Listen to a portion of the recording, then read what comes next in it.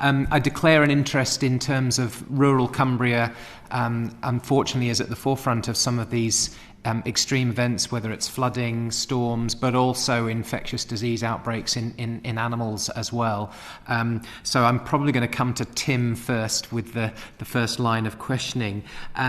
But what plans do you have in place to deal with some of these shock events that can occur in rural communities, such as animal disease outbreaks, foot and mouth, floods, etc.?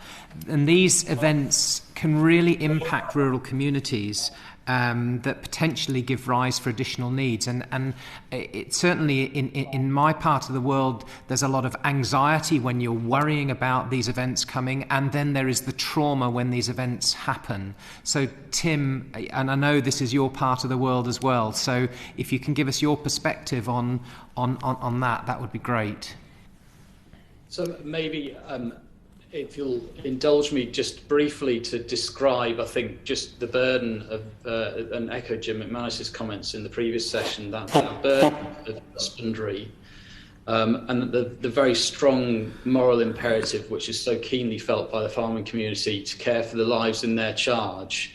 And I really don't think that that's well understood. The impact of the loss of a flock, it isn't just the loss of money. That's a secondary concern. The loss of a flock is like it is a very devastating sort of moral affront, and is felt so keenly and has a very, very lasting impact.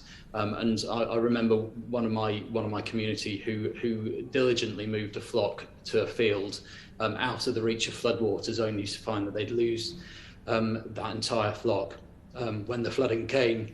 And you'll see from my response that was a difficult story to hear, and it's a difficult story to remember the distress that was shown.